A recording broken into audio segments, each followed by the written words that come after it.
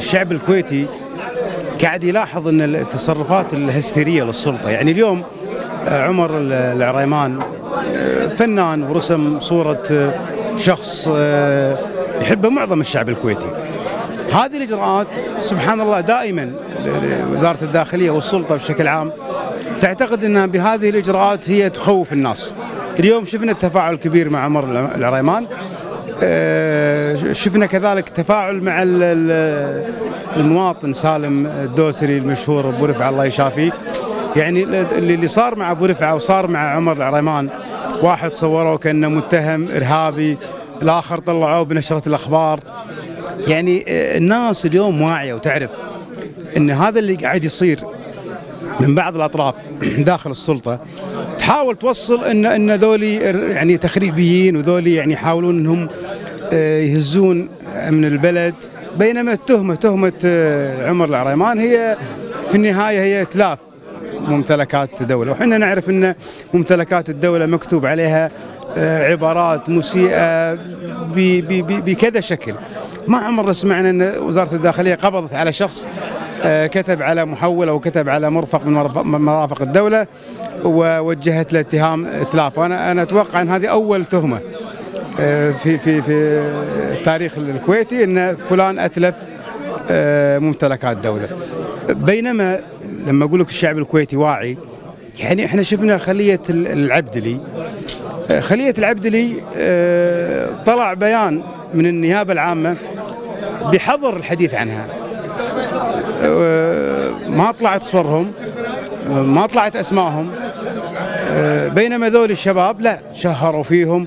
كذلك في موضوع التعسف من النيابه او من وزاره الداخليه في قضيه ان لما تقول لي عمر العريمان قعد 4 أيام في السجن.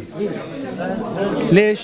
ما احنا شفنا ناس متهمين في قلب نظام الحكم، على راسهم ناصر محمد وجاسم الخرافي وشفناهم كانوا يروحون بالليل الساعه 10 ويطلعون الساعه 1 ولا في مشكله، مع ان تهمته قلب نظام الحكم. هذا تهمته العبث في ممتلكات العامه. فيما يخص موضوع ابو رفعه اللي انا اعتقد انه تصرف لا انساني. هذا رجل يعني مريض نفسيا، او نسال الله له الشفاء العاجل. واعتقد اليوم قالوا ان في تقرير طلع من الطب النفسي ان هذا الرجل لديه ملف الطب النفسي. فانا ما ادري شنو القصد من هذه الحركات في قضيه استفزاز مشاعر الناس.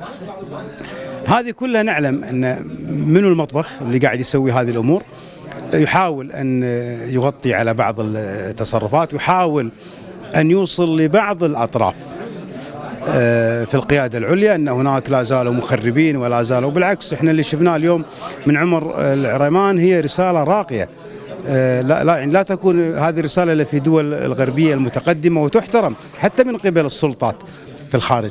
لكن أنا باعتقادي أن في بعض الأطراف السلطة تحاول أن تضيق الخناق على الحراك. وإحنا شفنا اليوم هناك بوادر، هناك تفاعل حضور اليوم الندوة اللي بالمناسبة أشكر الأخ محمد دلال وحركة حدث وكذلك مجموعة 626 على إقامة هذه الندوة اللي شفنا اليوم الحضور، حضور افتقدناه في الندوات صراحة. هذا أحد الأسباب اللي استفزت الناس. لكن في النهاية يعني كل الممارسات اللي قاعد يمارسونها أنا أعتقد بإذن الله أن الشعب الكويتي كاشف هذا الموضوع وكاشف هذا المشهد، ومستمرين مثل ما قالوا الأخوان قبل قليل في الندوة في كل الطرق السلمية. يعني احنا شفناهم تضايقوا من صورة مسلم البراك على المرسومة على مرافق الدولة. سبحان الله طلعت لهم قناة ضمير الأمة وراح تسبب لهم ازعاج أكثر. في النهاية لا يعتقدون أن الشعب الكويتي راح يقعد ويحط يد على يد وينتظر كيف تسير الأقدار. لا، الشعب الكويتي راح يتحرك، وفي قادم الأيام بإذن الله سوف يكون حراك قوي جدا. بالنسبة عندنا في حركة العمل الشعبي سوف نقيم في 18/4 تفاعلية كبيرة بإذن الله في ديوان البراك بالأندلس بمناسبة مرور عام على اعتقال الأمين العام سلم البراك، وتضامنا كذلك مع جميع سجناء الراي والمسحوبة جناسيهم. وبإذن الله احنا دائما نعلم أن الانتصار في النهاية يكون للشعوب عاجلا أم آجلا.